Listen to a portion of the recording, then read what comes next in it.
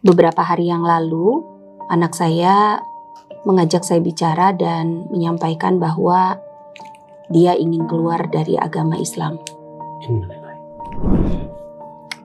Anak murtad, ada yang awalnya nggak mau sholat dulu, nggak mau ikut puasa, nggak mau berhijab, nggak mau baca Quran. Mulai itu makin kesini, makin anti sama agama, lama-lama anti sama Tuhan. Ini nggak ujuk-ujuk, nggak ada masalah yang tiba-tiba, itu nggak ada. Ini itu sebenarnya. Assalamualaikum Umu. Semoga Umu membaca dan bisa membantu menjawab pertanyaan saya ini. Jujur, saya sekarang sedang kebingungan.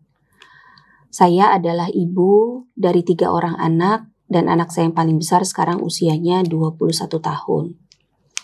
Beberapa hari yang lalu, anak saya mengajak saya bicara dan menyampaikan bahwa dia ingin keluar dari agama Islam.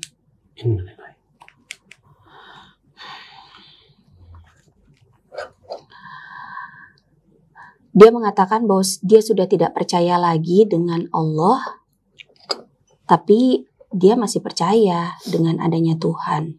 Apa ya itu namanya ya Ada yang bilang itu namanya agnostik. Tapi apapun itu, saya seperti betul-betul keruntuhan gunung Saya bingung saya harus bagaimana. Waktu anak saya bicara, kayaknya ruh saya melayang, gak tahu kemana. Tolong ya, apa yang harus saya lakukan supaya bisa mengembalikan anak saya lagi seperti dulu, mau sholat, masih mau puasa. Tolong ya saya bingung, betul-betul bingung. Assalamualaikum Waalaikumsalam. Nggak ada yang ujuk-ujuk nih. Jadi kasus kayak gini tuh lagi banyak banget. Anak murtad, ada yang awalnya nggak mau sholat dulu, nggak mau ikut puasa, nggak mau berhijab, nggak mau baca Quran. Mulai itu makin kesini, makin anti sama agama, lama-lama anti sama Tuhan. Ini nggak ujuk-ujuk, nggak ada masalah yang tiba-tiba, itu nggak ada. Ini itu sebenarnya akumulasi dari gagalnya orang tua untuk menjelaskan hakikat Tuhan, kebenaran, dan Islam. Sering kan Nabi bilang sama Umi dan teman-teman semua juga pernah mungkin dengar ya. Semua di dunia ini berubah. Semua di dunia ini di-upgrade. Tapi kita nih lupa. Kita juga harus upgrade. Upgrade ilmu. Upgrade pengalaman. Upgrade lingkungan. Ini yang banyak tidak dilakukan orang tua.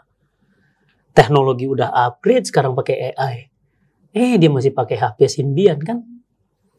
Nah, jadi anak-anak itu berawal dari pertanyaan-pertanyaan ringan. Misalnya, Tuhan tuh ada nggak sih? Kok ngapain kita sujud, nyembah Tuhan, tapi Tuhan nggak kelihatan? Orang tua nggak bisa jawab, gitu kan? Ngapain sih pakai hijab? Ya kan? Sementara ada orang di luar sana, di Jepang nggak pakai hijab, negaranya makmur, kaya, raya. Kita pakai hijab malah tertinggal kayak Afghanistan, kayak Irak, dan yang lainnya. Jadi, orang tua nggak bisa jawab itu. Dan orang tua selalu bilang bahwa ini tuh udah iman. Titik. Itu apa? Sholat. Titik. Tapi nggak pernah bisa menjawab kenapa harus sholat. Jadi selalu bicara how tapi nggak ke why. Ya, nggak pernah why. Dan kalau disentuh why marah. Jangan tanya-tanya tentang agama. Nanti kafir. Ayo, gimana dong? Akhirnya anak-anak bilang, nggak asik ngomong sama orang tua. Satu hal. Yang kedua, ternyata orang tua gue nggak ngerti. Jadi masalah seperti ini, yang pertama muhasabah. Muhasabah dulu. Jadi orang tua harus muhasabah diri. Kenapa ada terjadi seperti ini? Muhasabah dulu. Yang kedua, harus bicara baik-baik sama anaknya. Kalau dia tidak bisa menjelaskan, dia bisa panggil ustadz untuk menjelaskan. Coba diskusi sama ustadz kita, nak. Jelaskan pertanyaan kamu. Ustadz, Tuhan tuh mana? Kok nggak kelihatan? Aku percaya hanya kepada yang kelihatan. Coba pegang kuping kamu, nak. Iya, coba lihat. Nggak bisa. Apa berarti nggak ada kuping? Kuping bisa dipegang, tapi kuping nggak bisa kelihatan. Ini percaya nggak ada pabriknya? Percaya. Pernah lihat pabriknya? Belum sih. Tapi yakin ada pabriknya? Yakin lah. Nggak mungkin dia tercipta sendiri. Iya. Hal-hal sederhana seperti itu sebenarnya anak-anak tuh butuh jawaban. Tapi orang tua itu malas jawab. Dan orang tua tuh selalu menghindar. Kalau ditanya sama anak-anak, ini muhasabah buat orang tua. Jadi lain kali nggak boleh gitu. Termasuk Alif kan?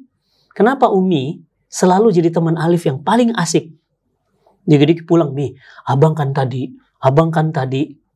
ya kan? Malah lebih sering ngobrol asik sama Umi daripada sama Abi kan?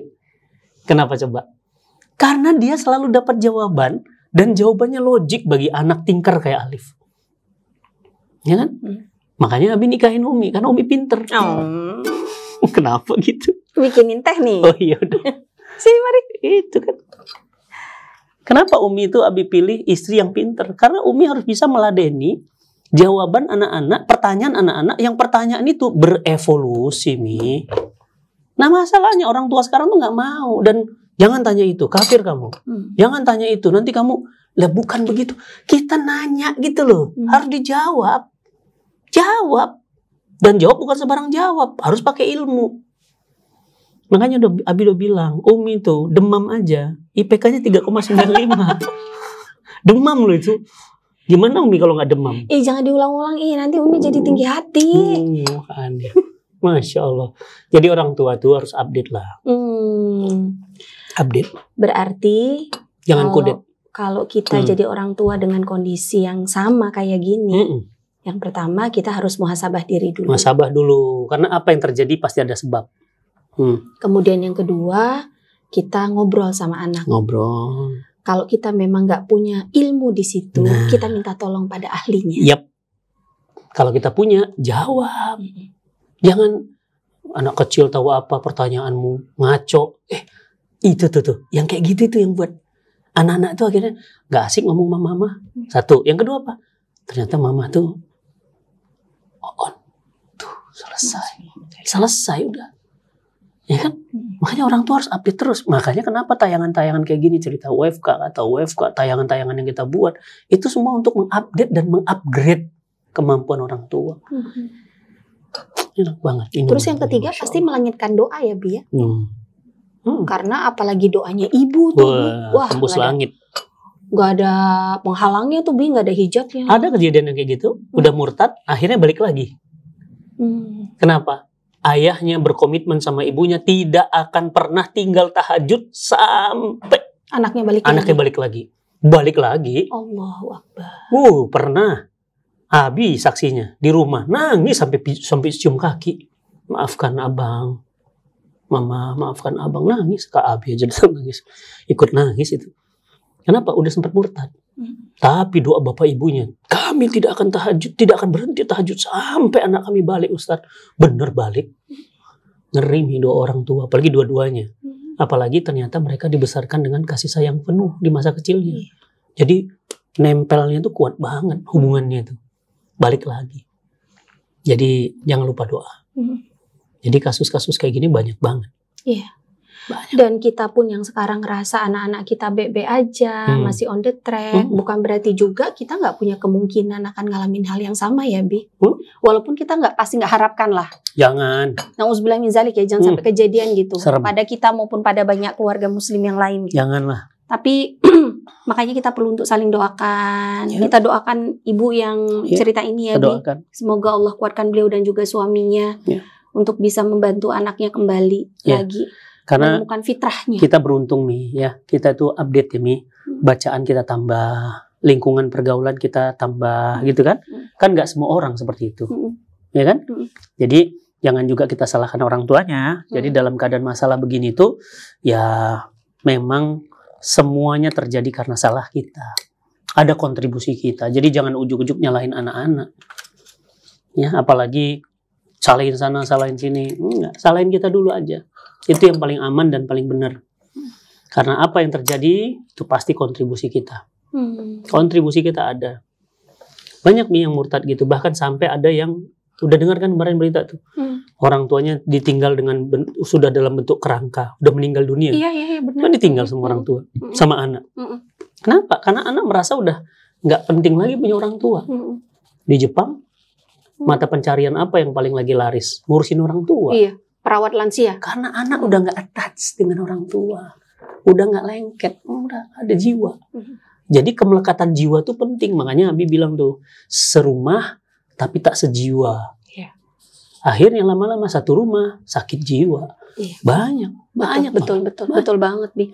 Dari serumah tak sejiwa jadi serumah sakit jiwa. Setuju banget, Umi itu. Nih, rumah itu rumah tangga. Isinya naik level. Iya. Tapi kalau rumah isinya air mata, namanya rumah duka. Tuh. Isinya air mata. Apa beda air mata dengan air maca? Itu Umi tahu tuh. Apa? Ada tuh waktu kajian Sensei Sugimoto tuh. Kalau air mata warnanya bening. Kalau air maca warnanya hijau. Kayak gini nih. Dapat kaca. Emangnya Sarimin. Udah ngambil sendiri Umi. Air maca ya? Iya, aku mah lagi batuk. Gak boleh makan kacang banyak-banyak kata dokter. Nah, kita kumpulin lagi ya. Iya. DM dari teman-teman. Dan pasti ada solusinya ya. Di link deskripsi sudah ada di dalam. Ya, silahkan teman-teman sampaikan, ceritakan ya. Insya Allah kita akan jadi teman-teman untuk ngobrol. Banyak banget nih yang masuk. Ya? Iya. Insya Allah. Dan insya Allah nanti akan kita bahas lagi di link ini juga. Iya, di link YouTube, deskripsi ya. Teman-teman bisa nulis di situ nanti. Ya, kasih teman-teman. Assalamualaikum. Assalamualaikum.